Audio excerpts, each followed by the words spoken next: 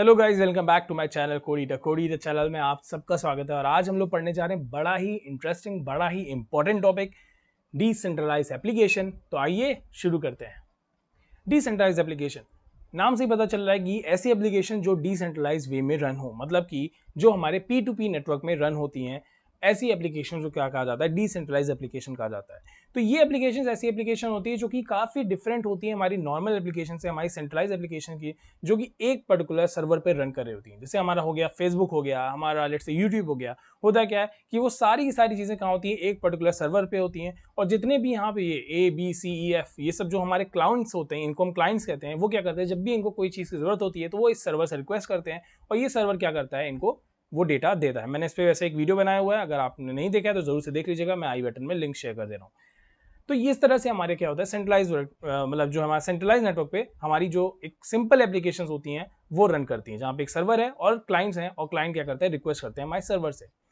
But हमारी जो decentralise application होती है वो काफी अलग होती हैं इस तरह के मेथड से। वो क्या होती हैं, वो पूरे के पूरे जितना भी मतलब हमारे नेटवर्क है, मतलब हमारे जितने भी नोड्स हैं इस इथेरियम नेटवर्क में, वो सब जगह क्या हो रही होती है, रन हो रही होती है।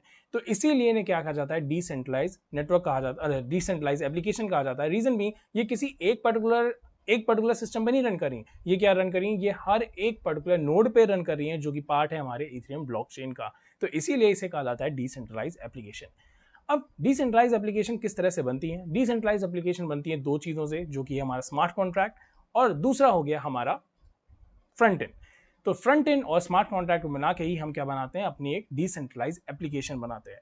तो जो स्मार्ट कॉन्ट्रैक्ट होता है वो बेसिकली क्या है, एक तरह से बैकएंड का वर्क करता है, जो कि हमारा फ्रंट एंड है। जैसे कि हम फ्रंट एंड जो हमारी नॉर्मल एप्लीकेशन होती है, जो कि ह्यूमन इंटरेक्शन को ईजी बनाने के लिए हम फ्रंट एंड का यूज करते हैं। और स्मार्ट कॉन्ट्रैक्ट में अपने सारे लॉजिक लिखते हैं कि किस तरह से हमारी एप्लीकेशन रन करेगी, क्या क्या वो चीजें करेगी, मतलब जो भी लॉजिकल पार्ट है वो स्मार्ट एंड कॉन्ट्रैक्ट में होता है, जो कि बैक एंड का काम कर रहा होता है। और फ्रंट एंड में कि यूजर, ताकि उसको यूजर फ्रेंडली वे में यूज कर सके ऐसी एप्लीकेशन को, इसीलिए हम लोग फ्रंट एंड का यूज करते हैं। तो नॉर्मल एप्लीकेशन भी इसी तरह से होती है, जहां पे एक बैक एंड होता है और एक फ्रंट एंड होता है। बट हाँ, यहाँ पे बैक एंड में क्या है, स्मार्ट कॉन्ट्रैक्ट है, जबकि नॉर्मल एप्लीकेशन में हम लोग यूज कर रहे होते हैं PHP हो गया, जावास्क्रिप्ट हो गया, इस तरह की एप्लीकेशन यूज कर रहे होते हैं बैक एंड में।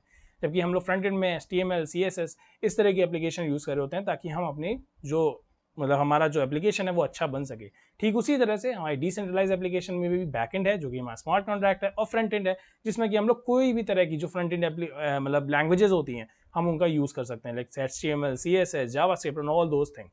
अगर आप कंफ्यूज है कि मैंने जावास्क्रिप्ट का नाम दोनों में क्यों लिया, क्योंकि जावास्क्रिप्ट बैक एंड के लिए भी यूज हो सकता है और फ्रंट एंड के लिए भी, तो उसमें कंफ्यूज मत होइएगा।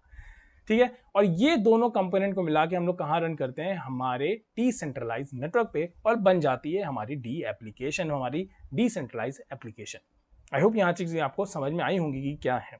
तो ये कुछ डिसेंट्रलाइज एप्लीकेशन के एग्जांपल देख लेते हैं। तो अभी हम लोग सर्च इंजन में जो सेंट्रलाइज सर्च इंजन यूज करते हैं वो गूगल है, सेंट्रलाइज हमारी सोशल मीडिया में ट्विटर है, वीडियो प्लेटफॉर्म में हम लोग यूट्यूब यूज करते हैं, राइट। ठीक उसी तरह से डिसेंट्रलाइज में अब इनके क्या आ गए हैं, इनके कंपटीशन आ गए एक तरह से। तो हम लोग गूगल की जगह यूज कर सकते हैं प्री सर्च, ट्विटर की जगह यूज कर सकते हैं LBRY, और यूट्यूब की जगह यूज कर सकते हैं DTube। तो ये सब क्या है, ये सारी डिसेंट्रलाइज एप्लीकेशन है, जो कि अलग अलग मतलब कि हमारे P2P नेटवर्क पे क्या हो रही हैं, रन कर रही हैं, जबकि ये एक पर्टिकुलर सेंट्रल अथॉरिटी, एक पर्टिकुलर सर्वर पर रन कर रही होती है। अब क्वेश्चन ये उठता है, तो इसमें से अच्छी कौन सी एप्लीकेशन होती है? हाँ, मतलब ठीक है, मैं समझ गया ये हमारी सेंट्रलाइज है एप्लीकेशन, ये हमारी डिसेंट्रलाइज एप्लीकेशन है, बट क्यों हम यूज करें डिसेंट्रलाइज एप्लीकेशन, जबकि हमारी सेंट्रलाइज एप्लीकेशन तो इतनी बढ़िया चल रही है, मतलब सर्च इंजन बढ़िया है, गूगल का, ट्विटर बढ़िया चल रहा है, यूट्यूब बढ़िया चल रहा है, wow it's going good, right. तो why do we choose this decentralize applications? That's a very wonderful question. और आंसर इसका ये है कि जो हमारी सेंट्रलाइज एप्लीकेशन होती हैं ये ट्रस्टवर्दी नहीं होती। ट्रस्टवर्दी का मतलब क्या है कि आपसे वो कितना डेटा ले रही हैं आपको पता भी नहीं चल रहा। वो कहती तो है कि वहाँ का डेटा नहीं यूज करेंगे, ये नहीं करेंगे, सेल नहीं करेंगे and all those things, but ऐसा वो करती हैं एट द बैक एंड।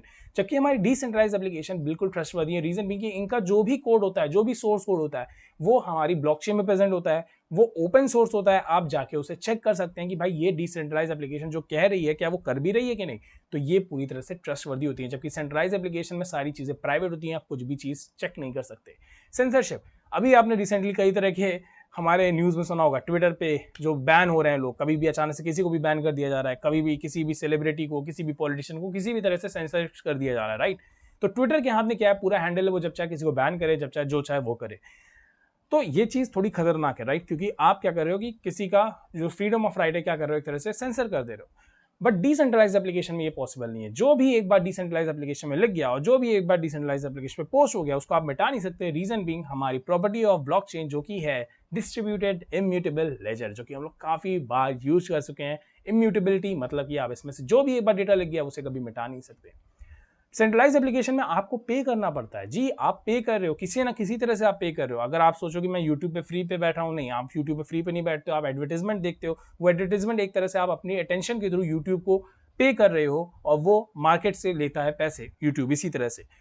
जबकि डिसेंट्रलाइज एप्लीकेशन में ऐसा नहीं है। अगर आप कोई पर्टिकुलर एड किसी भी डिसेंट्रलाइज एप्लीकेशन पे देख रहे हो तो वो डिसेंट्रलाइज एप्लीकेशन आपको पे करती है। जैसे आपने 5 मिनट स्पेंड किया किसी एक उनके एड पे, तो आपको वो पे करेंगी in terms of their crypto currency. Now this is wonderful, isn't it? मतलब आपको अब आपकी अटेंशन जो कि ये सारी एप्लीकेशन मिसयूज कर रही हैं आपकी अटेंशन को लेके और अपने को अमीर बना रही हैं, जबकि ये डिसेंट्रलाइज एप्लीकेशन कहती है ठीक है अगर आपको देखना ही तो देखो, हम आपको उसके लिए पे कर देंगे। तो it's great, right, isn't it? This is great.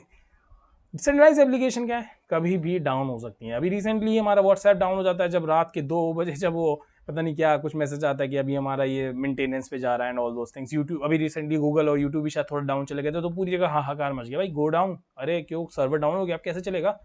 मगर डिसेंट्रलाइज एप्लीकेशन में ऐसा नहीं होता। जब तक कि हमारा कोड किसी एक पर्टिकुलर नोड पे है तब तक हमारी ये डिसेंट्रलाइज एप्लीकेशन बनी रहेगी और इसे कोई भी रोक नहीं पाएगा। इसको हम लोग आइए देख भी लेते हैं यहाँ पे।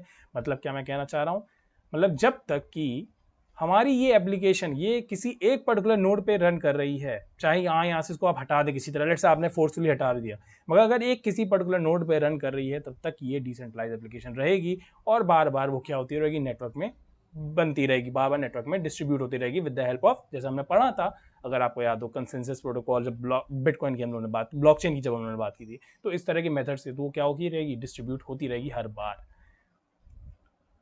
तो मुझे लगता है ये चीज़ काफ़ी होगी, आपको समझ में आया होगा। अगर आपको ये वीडियो अच्छा लगा है तो प्लीज़ इसे लाइक करिए, सब्सक्राइब करिए, और अगर आपके मन में कोई भी डाउट है, कोई भी शंका है तो प्लीज़ इसे कमेंट करिए, मैं डेफिनेटली उसको आंसर करने की पूरी कोशिश करूँगा। और बस तब तक के लिए बाय बाय।